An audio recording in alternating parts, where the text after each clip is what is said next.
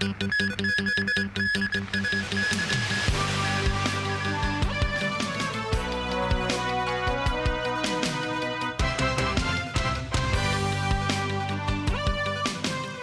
and welcome to TVB News. I'm Melissa Hekalea. The Consumer Council received 28 complaints today regarding the cancellation of the tethered rides at the Hong Kong International Hot Air Balloon Fest. This came after organizers failed to secure an approval for the rides from the government. Mimo Singhai reports. The second day of the Hot Air Balloon Festival kicked off with a morning session between 7:30 and 11:30 a.m. Each adult ticket for the session costs $200, allowing visitors to look at aerostats of different sizes.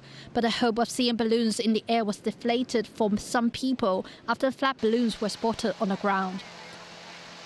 After several attempts of inflating the balloons, the 4 aerostats managed to stay in the air for about 30 minutes. During the process, burn marks appeared on the balloon surface. At around 10 a.m., an announcement was made saying the session will end early because of the hot weather. The announcement was not taken well by some visitors who described the event as wasting their time. A Thai hot air balloon team member said the weather is an issue. Mini balloon don't like windy too much. If the windy too much, the balloon must go another, not straight. By the evening session, several balloons were inflated. One of the most anticipated activity at the festival is the tethered ride experience, providing customers a chance to enjoy the city's night scenery 10 to 20 meters above the ground. However, the session was suspended on the first 2 days of the event because of a failure to secure an approval from the government. As of 5 p.m. on Friday, the Consumer Council has received 28 complaints in relation to the cancellation involving a sum of more than $40,000. A barrister urges consumers to take notice of organizers' reputation. This is not a legal matter, but more a matter of business, marketing, or branding. So I think in the future, if any customer want to participate in anything similar, I think finding whether the organizer is of enough confidence to the customer ends would be more practically applicable for them to decide whether they should participate in any event or not. Ms. 9, TVB News. The observatory said it will consider issuing the standby signal number 1 between tonight and Saturday morning, as the area of low pressure near Luzon is expected to develop into a tropical cyclone. The area of low pressure near Luzon is about 800 kilometers away from Hong Kong. According to the present forecast, the tropical cyclone will intensify and move in the general direction of the coast of Guangdong in the next 2 days. However, uncertainties remain about the tropical cyclone's intensity and speed of movement. Under the effect of an anti-cyclone aloft, the weather will remain fine and scorching hot on Saturday before it becomes unsettled next week. Some employees at a Swire beverage factory went on strike today, accusing the company of rashly dismissing a driver. The company responded by saying the driver violated operational rules and procedures, leading to his termination following due process. A meeting between the union and management today ended without any resolution. Celine Chan has more. Dozens of employees assembled outside a Swire beverage factory in Sha Tin this morning instead of performing their usual delivery operations. Police arrived at the scene after receiving reports and said the assembly had not been authorized. The workers refused to comply with the officer's instructions. The Swire Beverages Hong Kong Employees General Union, which initiated the strike, said the incident originated from the firing of a driver with 18 years of service who was involved in a traffic accident earlier this month. The company completed its investigation on Thursday, concluding that the driver failed to wear a seatbelt while reversing, violating internal safety guidelines, and dismissed him. The dismissed employee, surnamed Wong, said he had never heard of any rule requiring seatbelt use while reversing, nor did the company issue any statement to explain such regulations to employees, adding that he felt as if the company is moving the goalposts.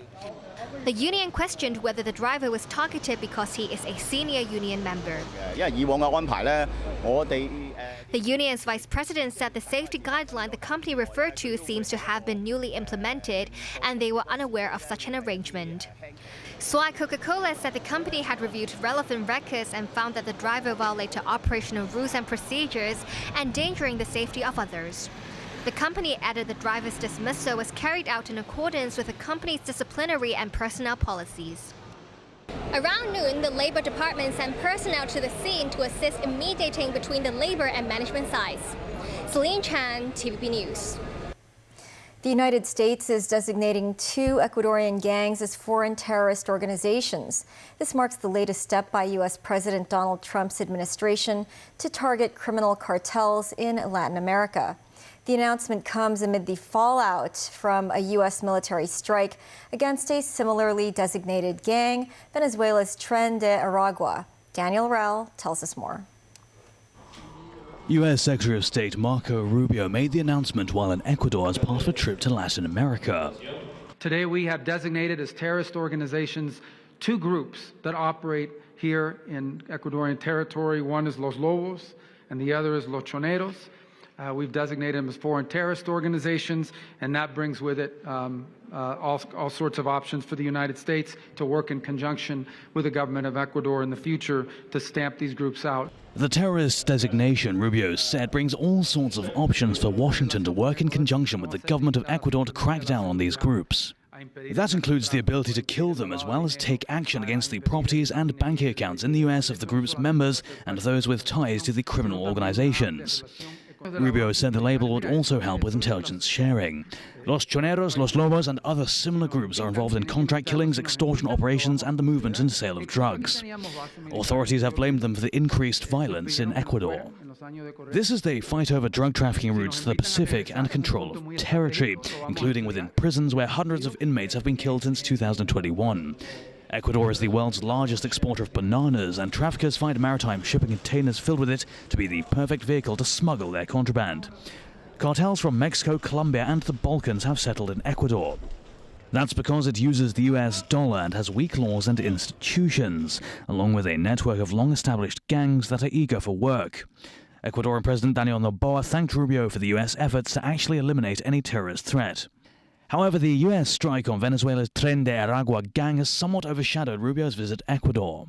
American officials say the vessel's cargo was intended for the U.S. and that the strike killed 11 people, but they have yet to explain how the military determined those aboard were Tren de Aragua members. Rubio justified the strike by saying the boat posed an immediate threat to his country, and U.S. President Donald Trump opted to blow it up rather than follow what had been standard procedure to stop and board, arrest the crew, and seize any contraband.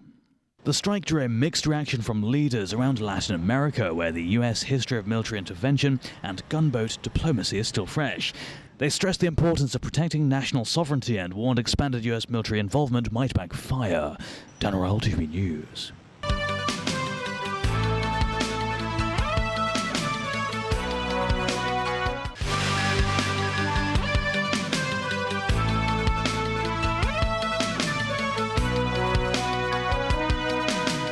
Welcome back. Russian leader Vladimir Putin has said that any foreign troops deployed to Ukraine before a peace agreement is signed would be considered a legitimate target by Russian forces.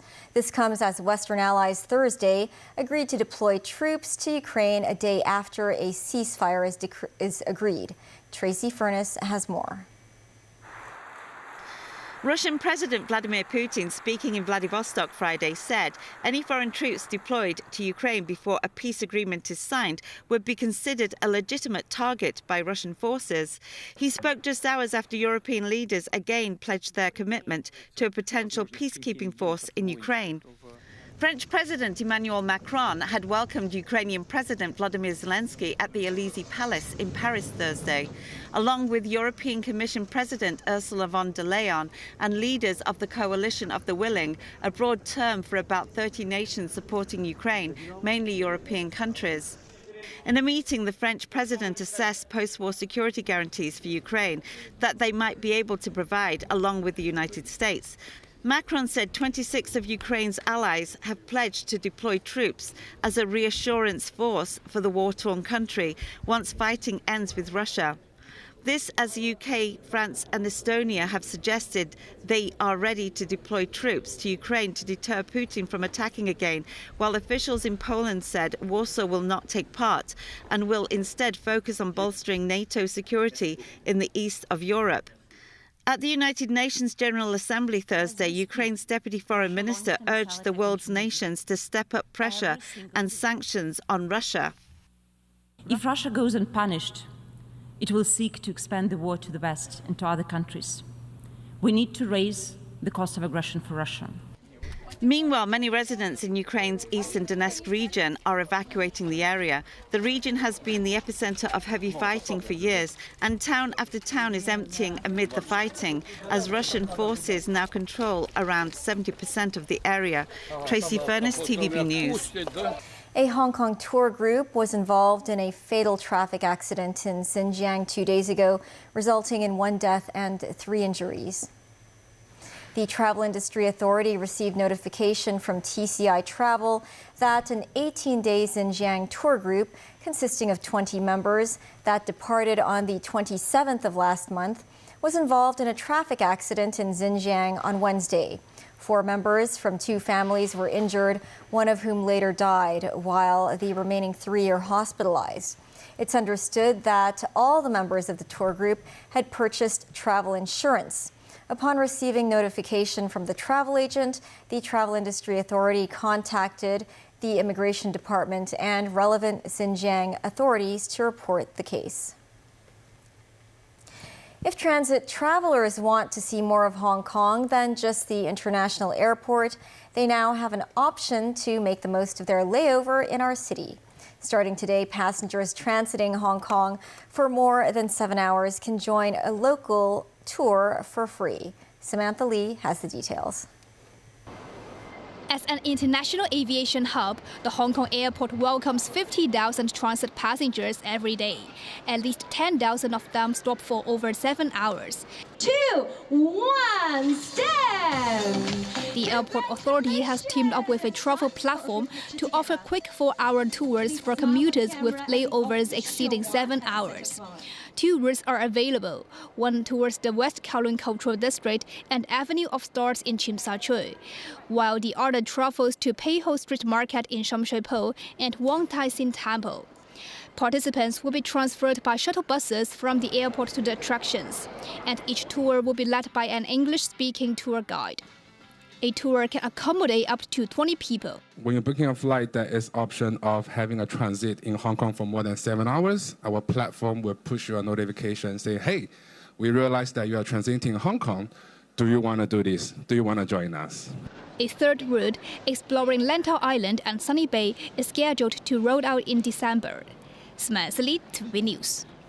That's the news. Thanks for watching. Bye for now.